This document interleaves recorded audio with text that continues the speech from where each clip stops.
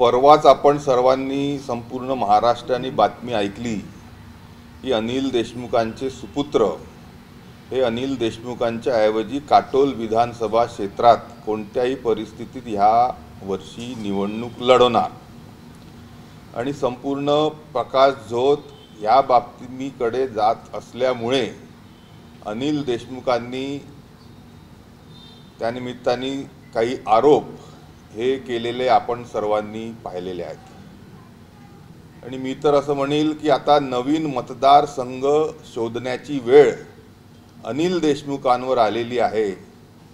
म्हणून ते देवेंद्र फडणवीस यांच्या दक्षिण पश्चिम मतदारसंघावर डोळा ठेवून खोटे आरोप देवेंद्र फडणवीसांवर करत आहेत आणि म्हणून या आरोपांमध्ये काहीही तथ्य त्या निमित्ताने नक्कीच नाही आहे। मागील 1.5 वर्षापासून ते शांत बसले आणि आता निवडणुकीच्या तोंडावर स्वतःकडे मतदारसंघ उरलेला नसल्यामुळे ज्यांच्या विरोधात लढायचं आहे त्यांच्या विरोधात खोटे नाटे आरोप करून काही थोडी मीडियाची स्पेस घेण्याचा प्रयत्न, केविलवाणा प्रयत्न अनिल देशमुखांनी त्या निमित्ताने केला आहे आणि त्या आरोपांमध्ये काहीही नक्कीच तथ्य नाही आहे।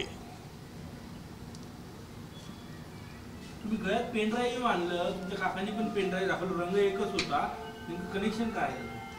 नाही बघा, पेन ड्राईव्ह बद्दल बोलायचं म्हटलं तर अनिल देशमुखांची ओळख महाराष्ट्रामध्ये वेगवेगळ्या कॉलरचे शर्ट घालणं, वेगवेगळ्या रंगाचे कुर्ते घालणं, रंगीबेरंगी जॅकेट घालणं म्हणून फॅशनेबल असलेले अनिल देशमुख एक फॅशन म्हणून, एक ट्रेंड म्हणून फक्त पेन ड्राईव्ह दाखवत आहेत। त्या पेन ड्राईव्हच्या मागे, त्याच्या आतमध्ये नक्कीच काही नाही आहे। अनिल देशमुखांमध्ये किंवा त्यांच्या पेन ड्राईव्हमध्ये सबस्टन्स नक्कीच नाही आहे। करप्ट असा पेन ड्राईव्ह त्यांचा नक्कीच आहे।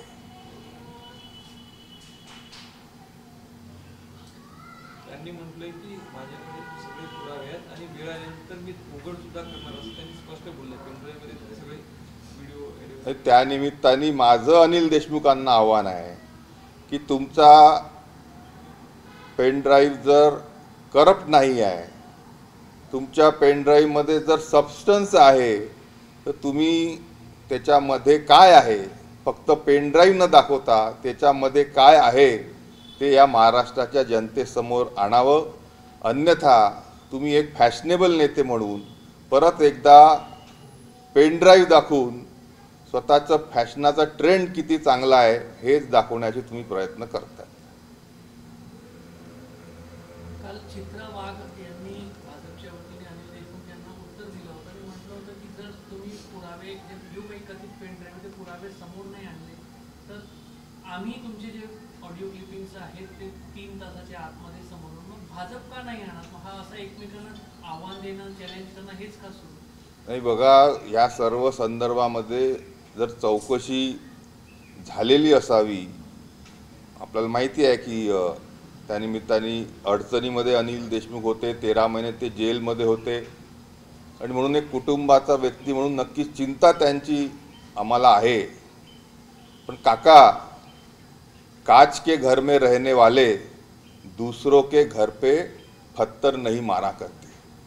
तुम्ही ह्या संदर्भामध्ये तेव्हा ईडीला, तेव्हा CBIला, तेव्हा तो जो आयोग राज्य सरकारने बसवला होता तुम्ही त्याच्यासमोर गेले, त्यांच्यासमोर ह्या गोष्टी का नाही आणल्या?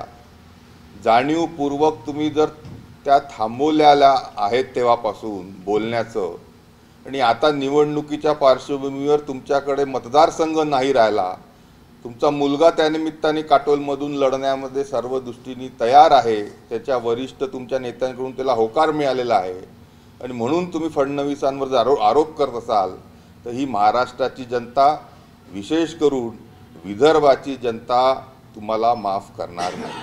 म्हणजे तुम्हाला असं म्हणायचं की अनिल देशमुख दक्षिण पश्चिममधून देवेंद्र फडणवीस यांच्या विरोधात लढण्यास इच्छुक आहे आणि त्यामुळे तीच जागा काँग्रेस तुतारीसाठी या जिल्ह्यामध्ये सोडू शकते, अजून कोणती जागा नाही आहे। आणि म्हणून काहीतरी नॅरेटिव्ह मिळावं मतदारसंघामध्ये म्हणून काहीसे केविलवाणे प्रयत्न अनिल देशमुख करताना आपल्याला दिसत आहेत.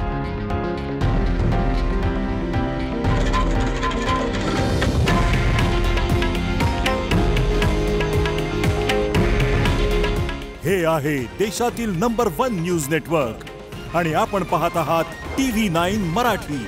काळजी तुमची, हित महाराष्ट्राचं.